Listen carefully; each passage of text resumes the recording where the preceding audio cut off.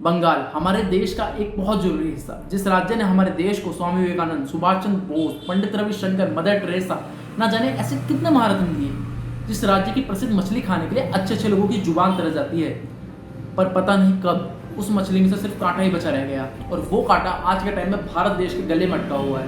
मैं ऐसा क्यों बोल रहा हूँ ये मैं आपको बताता हूँ। बंगाल राज्य ने हमारे देश को ऐसे रत्न दिए हैं जिनकी मिसाल हम आज तक देते हैं, जिनके लेख और जिनकी बातें हम में से कई लोगों ने सुनी होगी।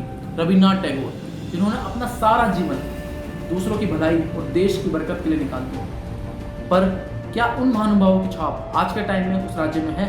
नहीं, बिल्कुल नहीं। आज के हालात बंगाल में क्या है ये आप में से कई लोगों को पता भी नहीं होगा। मैं आपको कुछ इंसिडेंट बताता हूँ जो बंगाल में हुए हैं। रिसेंटली जब पूरा देश लॉकडाउन से घर में बंद था, तब वेस्ट बंगाल में कुछ जगहों पर काफी टाइम तक लॉकडाउन लगाया ही नहीं गया। ये वो जगह हैं जहां पर मुस्लिम कम्युनिटीज के लोग ज्यादा थे। रमजान के टाइम में सभी लोकेलिटीज में घूम रहे थे और पुलिस ने उनके खिलाफ कोई एक्शन नहीं लिया, बल्कि जब हिंदू धर्म के कुछ लोगों ने अपनी सेफ्टी के लिए बैरिकेड्स लगाए, तब कुछ मुस्लिम लोग इकट्ठा होकर चाकू और तलवार लेकर उनको मारने के लिए निकल गए। उनके घरों में तोड़फोड़ करी, उन्हीं के लोगों को मारा गया, उनको उनके घर से ही बाहर निकाल दिया गया। जब इसकी शिकायत लेकर हिंदू धर्म के लोग पुलिस कमिश्नर हुमायूं कबीर के पास पहुंचे, तब उन्होंने उनके खिलाफ तो कोई एक्शन नहीं लिया, बल्कि हिंदू धर्म के लोगों को जेल में अरेस्ट करके डाल दिया। 5 अगस्त को राम मंदिर शिलान्यास था, पूरे हिंदुस्तान में सेलिब्रेशन हो रहा था, पर वेस्ट बंगाल पूरी तरह से लॉकडाउन हुआ पड़ा था। क्यों? क्योंकि वहाँ की गवर्नमेंट का ये कहना था कि आज के दिन कोरोना वायरस के केस ज़्यादा बढ़ रहे हैं। मुझे एक बात समझ नहीं आती कि यार सिर्फ एक दिन का ही लॉकडाउन से केस बढ़ रहे थे, अगले दिन तो आपने लॉकडाउन खोल दिया। दूसरी चीज, जब आप एक धर्म को पूरी छूट दे रहे हैं उनका फेस्टिवल सेलिब्रेट करने के लिए, वहीं दूसरी तरफ के लोगों को आपने डंडे पड़वा दिए, लाठीचार्ज करवा दिए गए। कई जगहों पर जिन लोगों ने अपने घर के बाहर सैफ्रॉन फ्लैग्स लगा रखे थे, उन्हें उतार के फेंक दिया गया।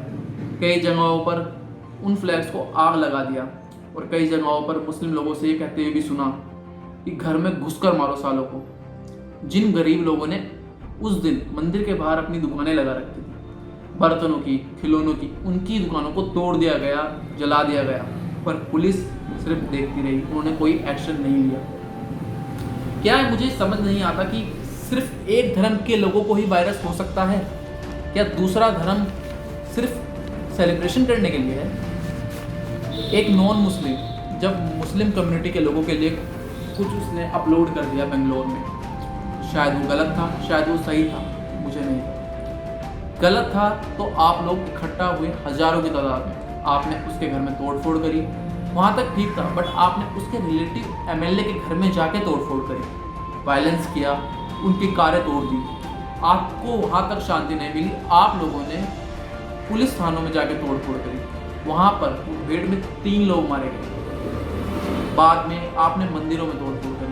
हाँ, वहाँ पर एक जगह ये भी देखा गया कि कुछ मुस्लिम लोगों ने चेन बनाकर मंदिर की हिफाजत करी, पर दूसरी तरफ ये नहीं दिखाया गया कि उन्हीं दूसरे मुस्लिम लोगों ने उस मंदिर पर हमला किया। मुझे ये समझ नहीं आता कि ये सेम 2 भाई, एक रक्षा कर रहा है तो दूसरा तोड़फोड़ कर रहा है। जो तोड़फोड़ कर रहे हैं उनके लिए गुस्सा है, और जो चेन बनाकर मंदिर की हिफाजत कर रहे थे, सब धर्मों को एक मानते हैं, उनसे पता चलता है कि वो हिंदुस्तान में सभी धर्म को अपनाते हैं और वो हिंदुस्तानी है। दूसरी चीज, एक लड़की का रेप हुआ वेस्ट बंगाल में, बट उस केस को सुसाइड कहकर गवर्नमेंट ने निकाल दिया। जब उसके खिलाफ महिला मोर्चा निकाला गया एक्शन के लिए, तब वहाँ की गवर्नमेंट ने उस केस को भी दबा दिया गया। कई हथियारों की फैक्ट्रियाँ वहाँ मिली, कई सीज हो गई। इससे पता भी चला कि लोगों की मेंटेलिटी वहाँ की कैसी हो चुकी है, पर गवर्नमेंट को इस चीज़ से फर्क नहीं पड़ता, उल्टा वो इस चीज़ को और बढ़ावा देते हैं। इसलिए सिर्फ अपने एक वोट बैंक के लिए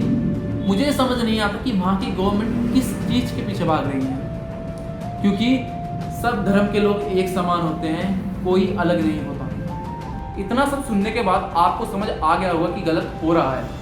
आदमी आएंगे, आदमी जाएंगे, देश चलता रहना चाहिए। किसी लीडर्स की बातों में आके आपस में ना लड़े, लीडर से इंस्पायर हो जाओ, उसे भगवान मत बनाओ प्लीज। दूसरा कश्मीर मत बनाओ बंगाल को। जो कश्मीर में हुआ था उसकी शुरुआत बंगाल में हो चुकी है, क्योंकि जहाँ जय श्री राम बोलने पे लोगों को अरेस्ट किया जा रहा है, मारा जा रहा है, उससे आप क्या समझेंगे? मेरी उन सेक्युलर और मुस्लिम भाइयों से भी रिक्वेस्ट है कि प्लीज़ आप प्रोटेस्ट करिए, आप अपनी आवाज़ उठाइए, आपकी आवाज़ में ताकत है, मैं आपके साथ हूँ, पर उसका इस्तेमाल सही जगह कीजिए। ये सीए के नाम पे लोगों को मत भड़काइए, दंगे मत करिए। जो बंगाल में हो रहा है, जो चाइना में मुसलमानों के साथ उत्पीड़न हो रहा है, जो नॉर्थ इंडिया के लोगों के साथ होता है, आप इन बातों पे बोलिए ना, आप इन बातों पे क्यों नहीं बोल रहे?